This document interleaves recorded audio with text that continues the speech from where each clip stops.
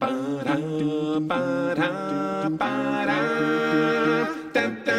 a raccoon with a talk show slinging culture facts you might not know. From the biggest flops to the greatest hits, this is Trash Can Tidbits.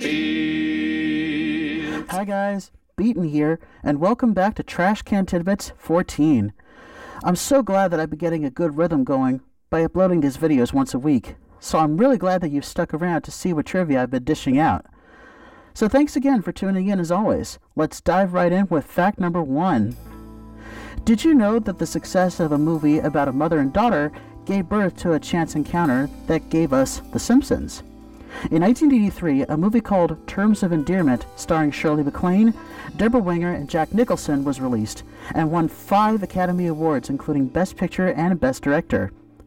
The film's director, James L. Brooks, was given a congratulatory present of comics called Life in Hell from cartoonist Matt Groening. Sometime later, Brooks contacted Groening to create animated sketches for The Tracy Ullman Show, and The Simpsons was born from that. Brooks remains the main producer for The Simpsons to this day. Fact 2. Did you know that British actor Jack O'Connell, who starred in the World War II drama Unbroken, hails from Derby, England, the same village where Lara Croft of Tomb Raider fame was born? Derby was the home of the former design house for Tomb Raider, Core Design. Even more coincidentally, Unbroken was directed by Angelina Jolie, who played Lara Croft in the 2001 Tomb Raider film and its 2003 sequel, The Cradle of Life. Fact 3. Did you know that Stanley Kubrick served as a consultant on a James Bond movie? In The Spy Who Loved Me, the cinematographer of the movie, Claude Renoir, began losing his sight, and therefore could not see to the end of the huge supertank set. The set's designer, Ken Adam, who had already worked with Kubrick on Dr. Strangelove, contacted Kubrick to help out. Under the cover of total secrecy that no one find out about his involvement, he added floodlights to the set to make it brighter. Bonus fact, Kubrick's stepdaughter, Katharina, also designed the steel teeth that Richard Keogh wore as the film's towering henchman, Jaws. Fact 4 comes courtesy of a friend of mine on Telegram, Beastly Drohan. Did you know that by sheer coincidence, the opening to Beauty and the Beast mirrors that of The Adventures of Ichabod and Mr. Toad? Both have the main protagonists walking into town with a book stuck to their nose, while the whole town sings about how weird and unconventional they are, right down to their physical look. Ichabod looks weird and ugly, and Belle is very beautiful. And even both scenes have a fall look to them. Both even gain the attentions of the antagonists. Ichabod has brown bones, Belle has Gaston. And brown bones even passes off as a prototype Gaston. And even more fascinating, Katrina could be seen as a prototype for Cinderella, which would be released almost a year later. Thank you so much for that fact, Drohan. Fact 5. Did you know that the actor who played the Tin Man in The Wizard of Oz, Jack Haley, wasn't the original choice?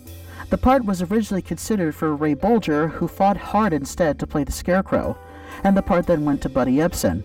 However, after filming a few scenes and recording all his songs, Ebsen had to bow out when he developed a near-fatal allergic reaction to his aluminum dust makeup. Haley was brought in as his replacement, but his makeup was later changed to aluminum paste. And although Haley re-recorded If I Only Had a Heart, Ebsen's voice can still be heard in the We're Off to See the Wizard song, most likely because of time constraints. And as we all know, Buddy Ebsen later went on to play Jet Clampett on the Beverly Hillbillies. Fact 6. Did you know that before he played the title role in Joker, Joaquin Phoenix had been considered for and almost played a Marvel character? He was seriously considering playing the role in Doctor Strange, but he ended up turning it down because he wasn't willing to commit to playing the character in multiple movies, and the role ended up going to Benedict Cumberbatch. Interestingly enough, Joker marks the very first time that Joaquin Phoenix has ever played a comic book character. Fact 7. Did you know that Resident Evil 4 has quite a few references to the films of French action director Luc Besson? For example, the main character is named Leon, and one of the unlockable guns in the game is called the Matilda, 2 references to Besson's film Leon the Professional. Additionally, the title screen for Ada Wong's side scenario, Separate Ways, shows her in a pose that's similar to the poster for Besson's breakout film, La Femme Nikita. Fact 8. Did you know that Tekken 3 is the only instance of a guest character from another medium to appear in a game in that particular franchise?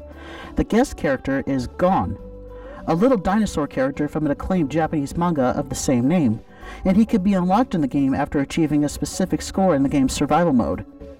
His appearance in the game was a one-shot deal, and he has not been seen since, although he does remain a popular character in Japan. Fact 9. Did you know that the game Time Splitters 2 is the closest game that we ever got in terms of having GoldenEye on the PlayStation 2? This is most likely due to the coincidence that there is similar gameplay, and in fact the opening level of the game takes place in Russia and features a giant dam. The game was developed by Free Radical, a company that was handled by some former members of Rare, the company behind GoldenEye. Fact 10. Did you know that there was a direct-to-video sequel to The Addams Family? In 1998, Addams Family Reunion was released on VHS and was notable for featuring Daryl Hannah and Tim Curry in place of Angelica Houston and the late Raul Julia as Morticia and Gomez. In fact, the only actors from the previous 2 theatrical Addams Family films that appear in this movie are Carl Struycken as Lurch and Christopher Hart, or rather, his hand, as Thing. And finally, here's a special 11th fact for you this week.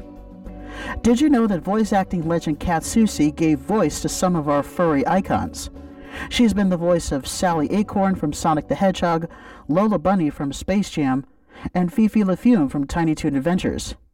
I still have crushes on all these ladies, and honestly, who can blame me? I still can't believe one lady brought to life these smoking hot babes. Sexy skunk.